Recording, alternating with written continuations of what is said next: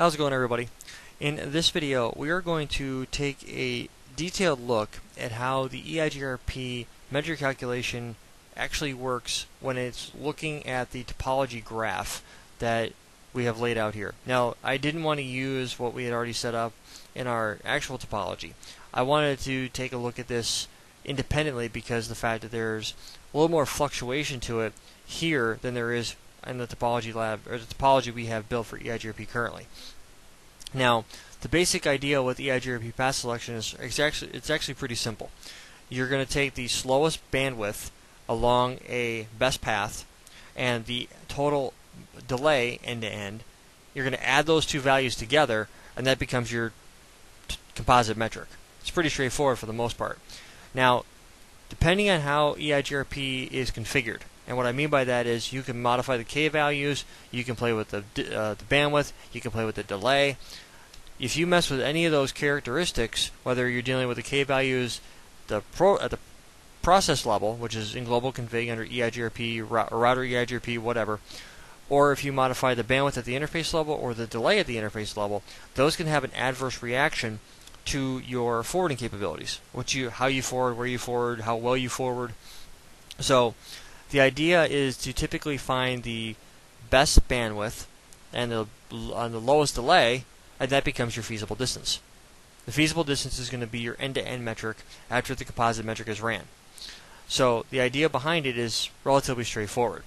Now, the problem you can run into is if you go in and you start messing with different capabilities. So you say, for instance, you go in and you tweak a K value. By default, it's bandwidth and delay. K values are 1 and 3. So K1 is bandwidth, K3 is delay. I believe 2 is load and 4 is reliability. I could have those wrong, backwards, but it's pretty much arbitrary.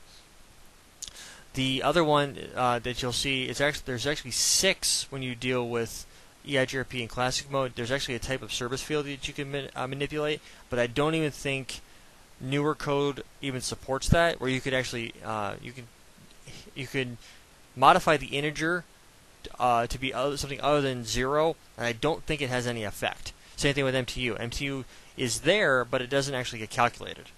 It does get calculated in OSPF, and I'll show you guys how that works later on. But when you're dealing with your end-to-end metric, you have to be careful, because if you use anything other than bandwidth and delay, there's actually 2 different causes for this. If you use load or reliability, the more load that is on your link, the more that's going to fluctuate. And if you have the K value of load turned on, then the load starts to increase, then EIGRP is going to churn to try to find a better path. Same thing with reliability. If the reliability starts to suffer for whatever reason, typically it's going to be the amount of load usually directly affects the amount of reliability, because the more load, the less reliable the link is. So the less loaded it is, the more reliable it is.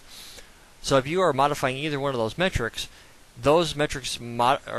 fluctuate throughout the day and through your forwarding, and you could cause you to be an EIGRP churn. And I'll show you guys in the CLI, looking at the processes, when we start getting into more of the details, when we look at the protocol dependent modules, and how you can run IPv6 and IPv4 and VRF and things like that with it, where you can see the CPU operational on those particular processes, and that's going to show you that your EIGRP is in churn.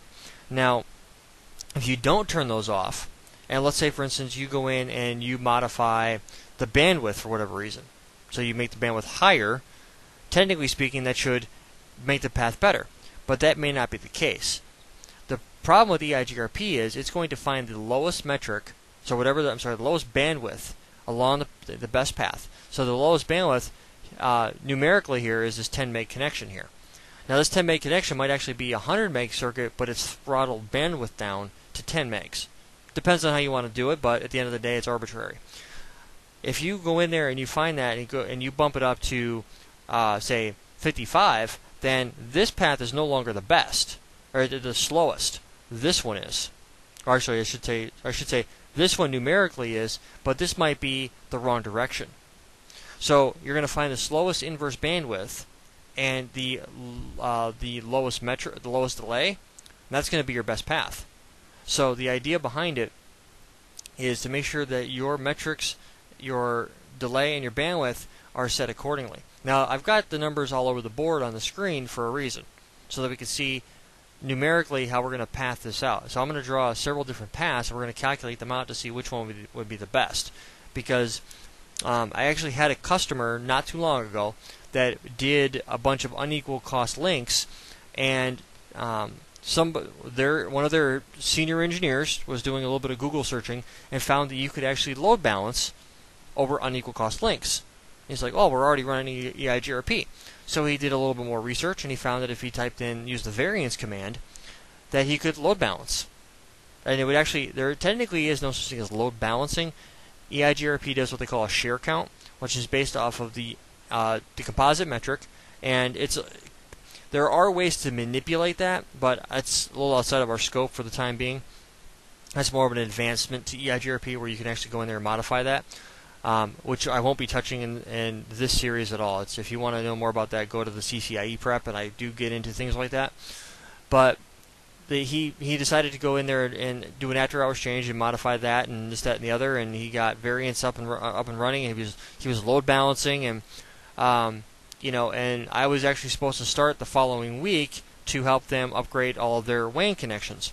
So I get on site, and he's just all of a sudden now they're having all these phone issues, they're having all types of replication issues with different things, and database replication was broke, and he's just like, this is like, I don't get it. He's like, and I'm like, what'd you do? And I had actually dealt with this before with a different customer with dealing with voice over IP, with out of order packets and packets coming in asymmetric routing, traffic going in one way, coming back in another. And as soon as I saw that, I was like, turn that crap off. You can, in EIGRP and in BGP, do unequal cost load balancing. With EIGRP, it's using the variance command. With BGP, it's called DMZ link bandwidth, and you use a community value to modify the actual bandwidth of the interface. And I'll touch on it lightly when we get into path selection for BGP, but it's like one of the least common, least well-known or least used attributes out there. So they did that. As soon as we had that pulled out, and we made a couple of tweaks to their bandwidth, or actually we modified their delay. It's not advisable to use the bandwidth because if you have a bunch of quality of service mechanisms in place where they're, say for instance, you're giving a certain amount of bandwidth to voice or whatever type of traffic you want to mark, if you start manipulating the bandwidth, that's going to directly affect the quality of service mechanisms that you have in place. Whether they are, unless they're statically configured, then it's not going to be as, it won't be affected. It won't affect quality of service if the bandwidth is statically configured in that because it's statically configured. If you're using as a percentage of the interface bandwidth, that will get affected. So you can, run into adverse things. So I always recommend modify the delay wherever you can, as long as it's applicable. And there's some other path selection capabilities out there where you can do like an offset list to choose a different path over another one. But again, that's going to be more of a path selection when we get into how that works with EIGRP and we do summarization and longest match routing and things like that. That's a little bit down the road. That's more advanced EIGRP. So what we're going to do is I'm going to break down these links on a per hop basis and explain how this actually works out. It's relatively straightforward if you understand the concept. So what I'm going to do is I'm actually going to pause the video for a second, and I'm going to draw out all the different paths you can take, because we have one path here, we have a path here, and actually let me use a different color. Let me go red. We have a path here. We have a path. We have a path here. And obviously, I'm going to run out of colors before I run out of paths. We have a path here, and as you can see, literally any place you can go over any of the lines, they'll pretty much figure themselves out. But path here. Actually, that was the first one. So we have that one, and you can do this guy. That's another path. So you got all these different paths, right? So what we're going to do is I'm going to draw these out because I'm going to type them out and add up the metrics as we go along. So I'll pause the video real quick. I'll get that in play so that you guys don't have to sit there and watch me do all that, and I'll be right back with you. Okay, so I've written out all the paths that we can possibly take. Now, the moral of the story is the more paths you have, the more path selection you're going to have, which means the more time it's going to take EIGRP to run dual on the best path. So basically the idea here is if we go, both the connections from 6 to 4 and 5 are going to be gig circuits. And I did that on purpose, just so we could load balance up to these guys. So we could do that. Now, the shortest paths right here are 6421 and 6431 or 6531. Those are our shortest paths because they're the four hops. Now, EIGRP doesn't look at hop count.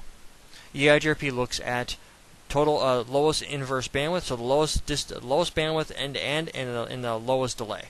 So it looks at those, adds them up, whatever that metric is, that becomes your feasible distance. And we'll go from there. I'm going to not dive into feasible successor, feasible distance, reported distance, advertised distance. That's going to be a different video altogether. And I'll break that down. So, well, you know what? I might actually put it in this one because it'll make a lot more sense if we did do that. So we have 6421 is going to be one path. So we have 6 to 4. That's going to be a gig. 2 to 1 is going to be 10 meg, and then this one's going to be 100 meg. So it's going to be a gig, a 1.1 meg, 1.1 gig, 1 point. So we're going to put this one's going to be 1.11 gig. That's going to be our end-to-end. Then we're going to do 6431. Is going to be the same. So it's going to be a gig and 50 and 100, so 1.15. Right? Yeah, 1.5 gig. That's our end-to-end bandwidth on this one. Going 6, actually no, I take that back. I had the wrong one. So we have 6531. So it's actually 1.125. So 1.125. I want to make sure I get the right information in there for you. So gig. So then we have the 6431. So 6431 is going to be 1.15. Oh, that's.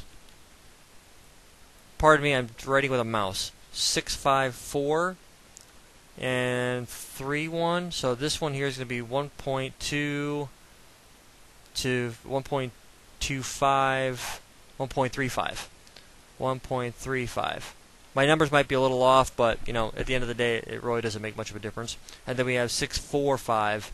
So 645 is just going to be doing the reverse path. 53. So instead of it being 6.35, so 6. It's going to be a gig.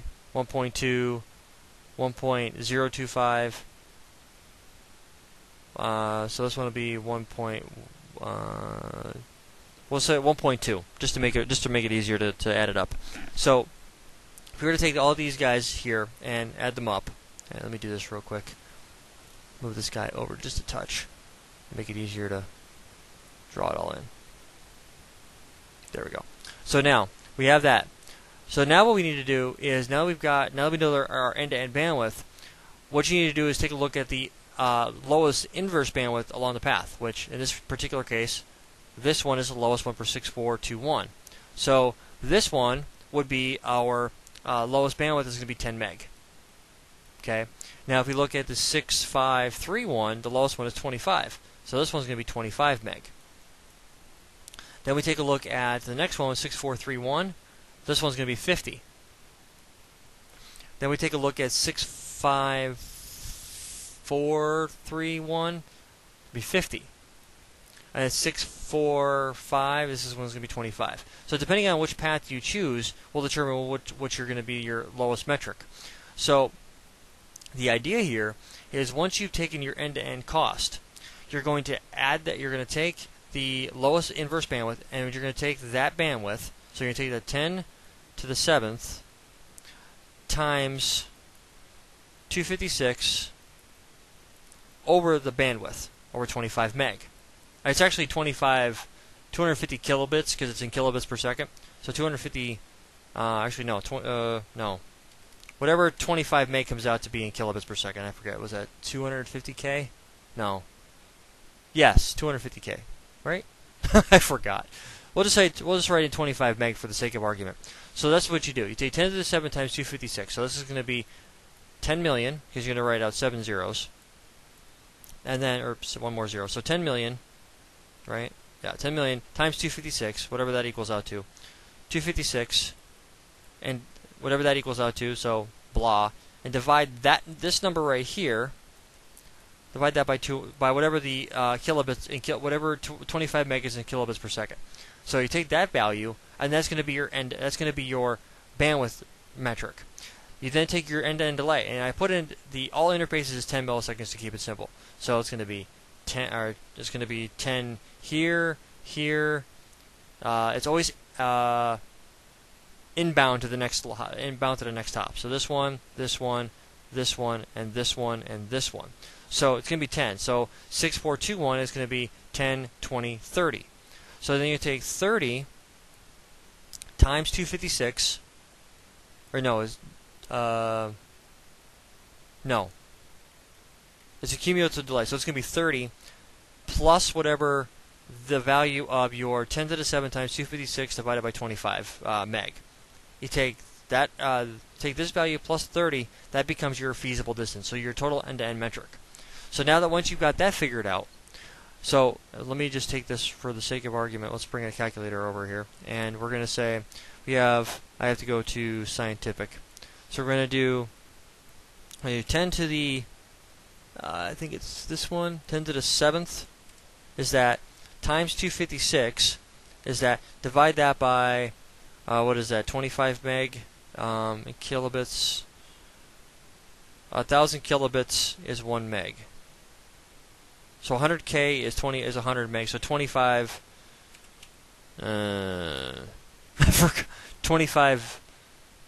100K is 100 meg.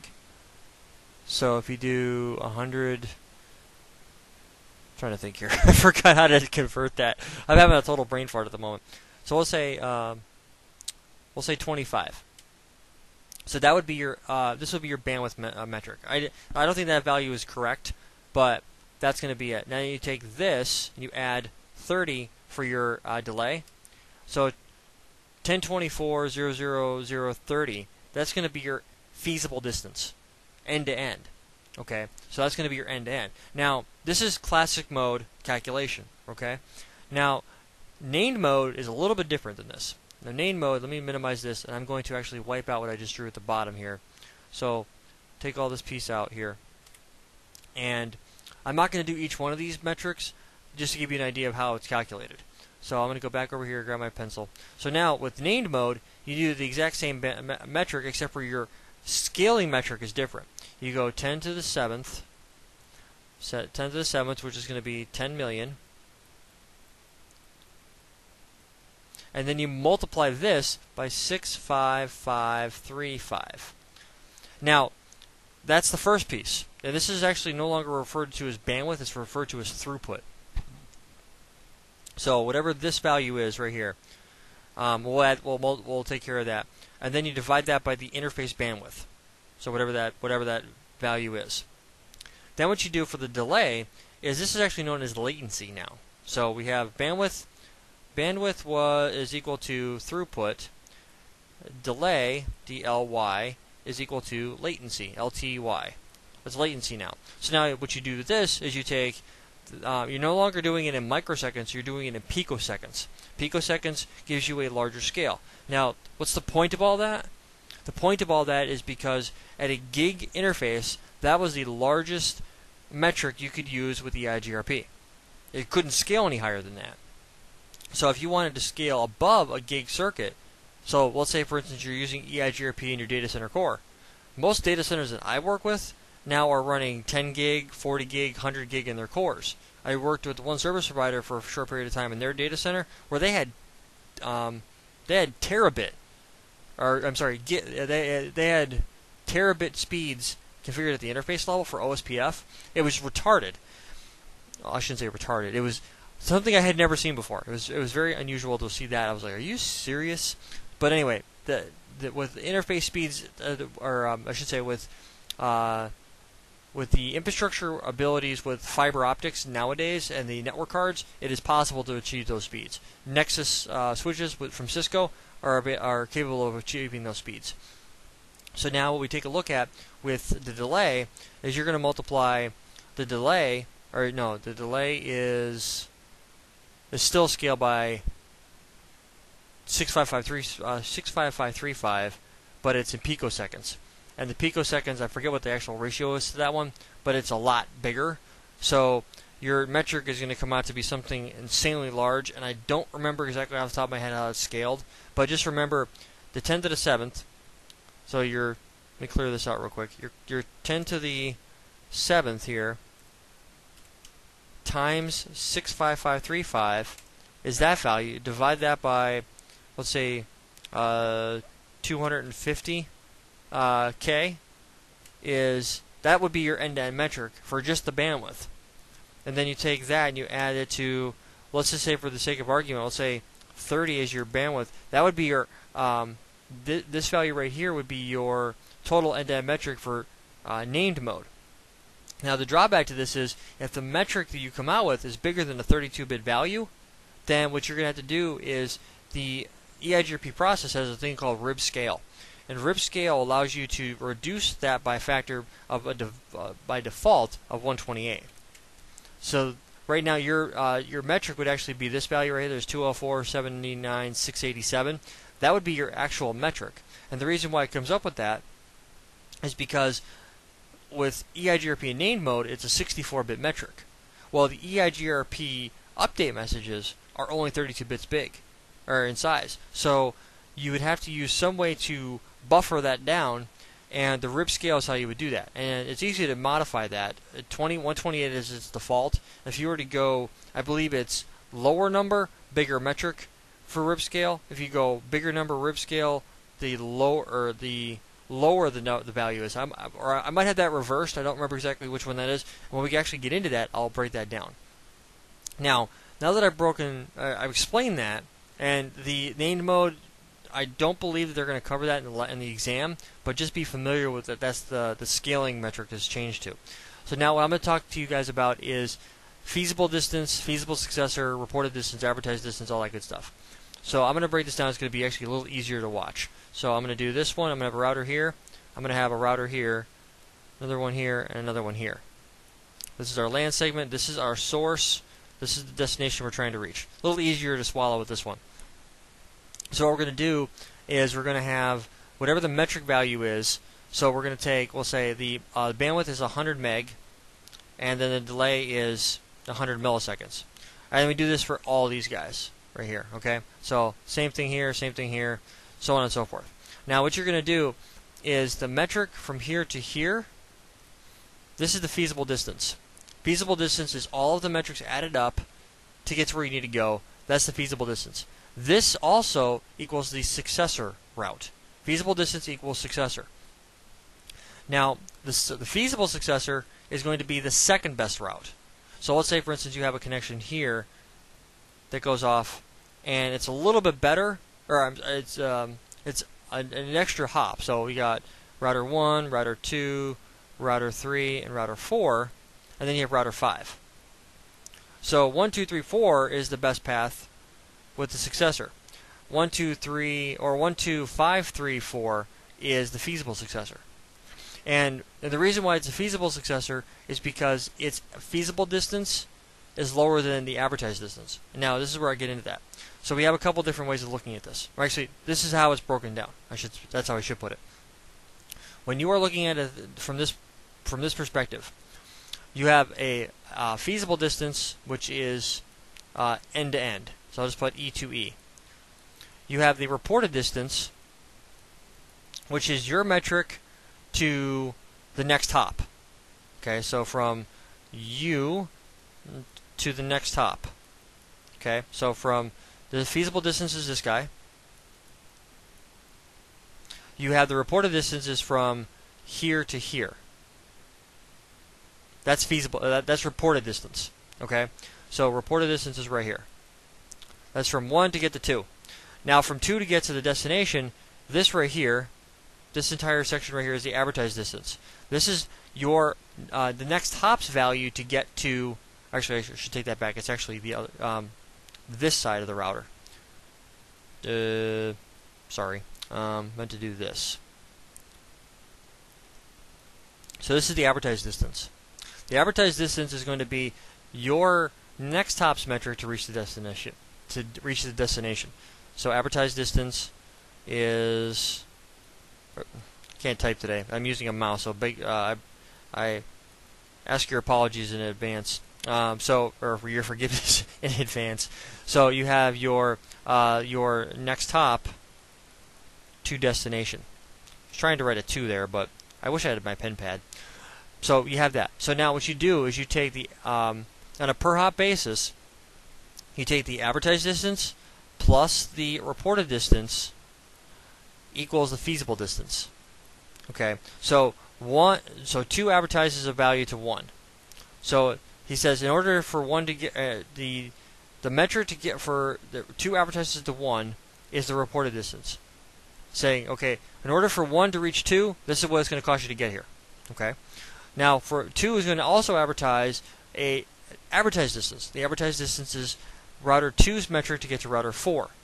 So he's going to advertise that as well. So when you add these 2 up, this is going to equal the feasible distance. The feasible distance is going to be, and you're going to receive in several feasible distances. The job of dual is to find the best feasible distance, which is going to be the lowest one.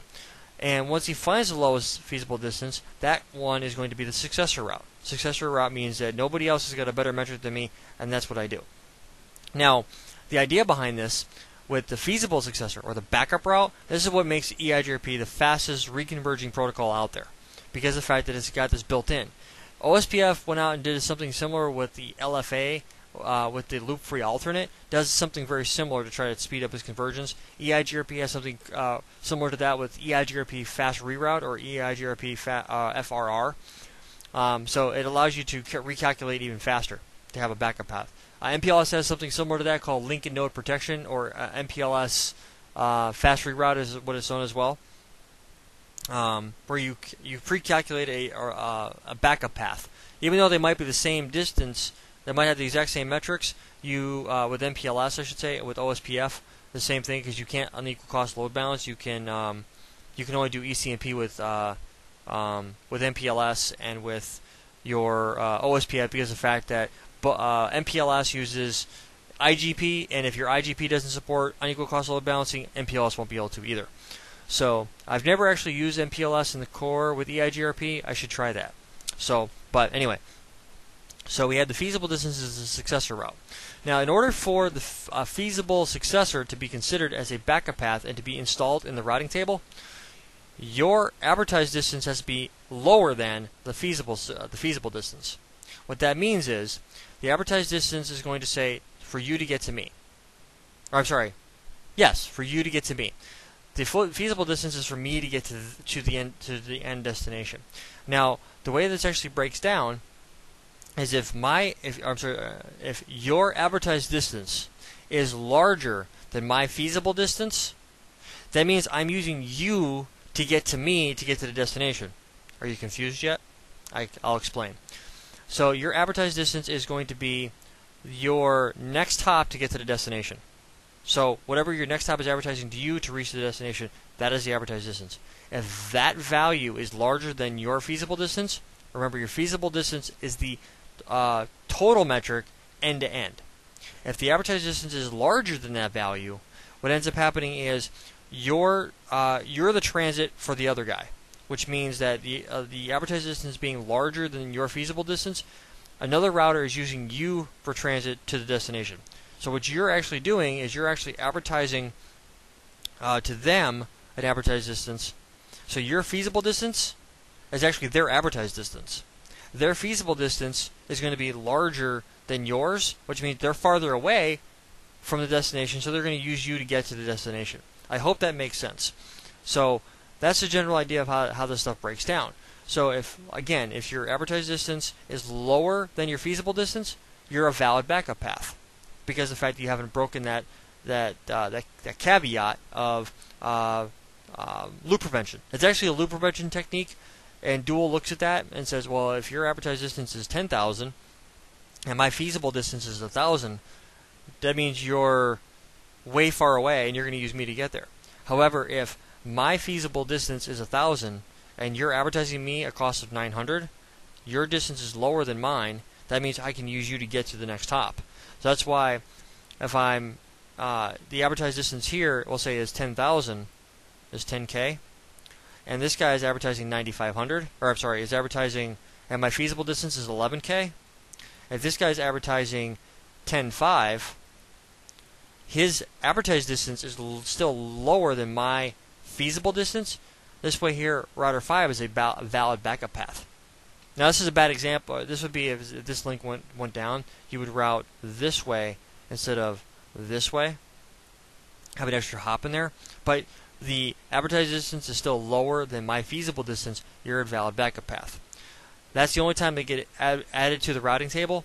And in order for that to actually happen, you have to manipulate your metrics, so your variance, and the variance is how you actually go in there and get that to work. Variance, if you're not familiar with this, variance allows you to take two different metrics. It takes what the current feasible distance is, and it doubles it based off of whatever the variance integer you use. It doubles it, trebles it, quadruples it, whatever it is, up to 128 times. So you take your feasible distance, multiply that by whatever this value is. So if this value is 10, you multiply the feasible distance times 10. This equals your worst possible metric ever. And if your backup path, so if your feasible distance, your feasible successor, falls underneath of the worst metric, then it's a backup path that can get installed in the routing table. If it is not, if it's worse than the worst possible metric, then it won't be installed. It'll be a backup path in case the primary route goes down. It'll quickly look in the topology table. It'll say, oh, well, hey, there's a route here. I don't have to go active to go find it. All I have to do is install that route in the routing table. I have to send a partial update out to the rest of my EIGRP domain, and we're done. That's pretty much the basics of how EIGRP operates. Now, what if you don't have a valid backup path? What happens then? Well, the general idea is if you don't have a valid backup path, and I covered this in the very first video of EIGRP, if you don't have a feasible successor in your topology table, what you have to do then is you have to go out and you have to become active, which means you have sent a query out to all the routers that are inside of your query domain. So whatever your query domain is set up as. Assuming you haven't set up any summarization and you haven't set up any sub routing. And we'll talk about that, how that can affect your query scoping. But let's assume that it hasn't been put in place. So your queries are going to go out as far as they need to reach the very edge of your domain. And then what they're going to do is they're going to be querying and asking all the other routers, hey, I had this network, I lost it. Do you have another path to it? And if they do, they'll send an update. If they don't, they'll still send an update. They'll respond with an acknowledgement. That acknowledgement is letting you know, okay, I received a reply, and yay or nay, I have a backup path. If you do have a backup path, you're going to receive that update in, you're going to run dual on it, and you're going to install it in the routing table if it's valid. And depending on the situation, it may or may not be valid. So that's generally how all that would work. Now, if you have a situation that comes into play where your query domain is too large and your active timer is 3 minutes by default, you can modify that, but typically I don't recommend to do so. It's easier to modify your query domain and actually make it a lot smaller, either by summarizing or by using EIGRP stub routing. And the reason why I would recommend doing that over something else is, let's say you lose a /24 route. So you had a /24 subnet somewhere and you lose it. Well, let's say you're summarizing and your summary route is a /22. That means that it's going to be encompassing, what is that, 4? I believe that would be 4 or 8, one of the two. I'd have to look. I believe that is 4 routes. That's /22. Because the /23 is 2 24s, so it'd be 4 routes. Your /22 is encompassing one of that the route that you lost.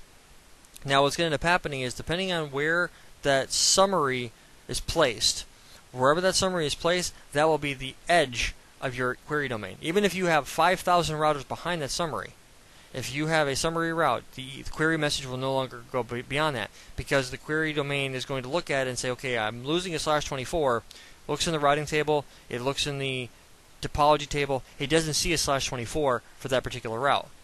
So it's going to hit the query, it hits the summary, and it says, oh, well, that's the end of my link, or that's the end of my query domain. There's nothing in here for me to look at. I'm going to stop right there, because there's nothing longer match for it to match against. the shorter match wins in that case. It's the only time shorter match will prevent you from having a query to go through. Same thing with stubs. Stubs is a way for you to tell a non-transit router, to tell an upstream router, hey, I'm non-transit, don't bother me. I don't have a route to him. So whatever I have is what I've got. Whatever I've advertised to you is what I have. Now there are ways to tweak that, and by default, connected in summary is how stubs are set up. And if you can go in there and you can tweak that to be stub and stub connected and some other features that are out there, we'll cover that in detail later. But that's how you would scope your query domain to let it make sure you don't go beyond that. So summarization and stub routing are good ways to limit how far your queries are going to go out. So, and if your query doesn't come back with inside of that 3-minute active timer, what actually ends up happening is EIGRP you've exceeded the hold time value. So then what ends up happening is EIGRP pulls that route out of the routing table and it brings down the neighbor adjacency if it's applicable. And the reason I say if it's applicable, it might be at the next hop. If it's not, it might be you're assuming that the connection between you and another router is the route that was lost. It might be a route that was directly connected to you as maybe a stub network, and they went down, you queried out, and usually that doesn't happen because of the fact that it's directly connected to you to begin with, and you're going to notice that. But if you were receiving that route from somebody else, and you received the query for that route, then it's still going to go active because it's actively looking for another backup path. But typically, anything that's directly connected, it's going to be able to take care of that right away. It's the transit networks between routers that is usually the problem. But at the end of the day, it's still a necessary evil. And I have seen this break networks. There's a customer I worked on not too long ago where they had this happen, and it was on a pretty regular basis too. And I was like, well, what do you guys do? And every night at, I think it was like 9 or 10 o'clock at night, they actually rebooted their core switch. And so they would reboot it, and they had a really weird design. I had never seen anything quite like it before. And they had some, they were doing a course, or they had their core site connected over to a VPN to another site that was acting as an island, and then that guy acted as a hub to a bunch of other places, and they were the query domain that was the entire infrastructure. They had no summarization, they had no stubs, so every time the core router or core switch would reboot, all these queries would go out. And the problem is it would take longer than 3 minutes for the replies to come back in, so they'd go stuck inactive, and then everything would go down, and then EIGRP would go, and the switch would come back up. It would take like 2 hours to reconverge, and they were calling me up saying, "Hey, why is this going on?" And then I had to come in and be like, I did an internal laugh because of how obscenely, ridiculously designed that network was. And it took a couple of weeks, and we fixed it because it took change requests and stuff like that to go through. But this stuff does happen in real life. I don't make this stuff up, but I feel like if I bring this up to in a video, it might trigger something down the road, in production if you're running into problems, or a real life situation. But it's much more prevalent in real life than it is in a lab. It's very difficult to simulate these type of things. So that's pretty much what I wanted to cover. So if I confused you on the best path selection with the metrics, I wasn't tested on that when I took the CCNP, but I don't know if you will be. There's some good references inside of the Cisco Press books if you want to do that, or if I didn't explain it quite well enough, I apologize. I don't think it's that valuable, but it's still something I think you should know. And that's why I decided to cover it.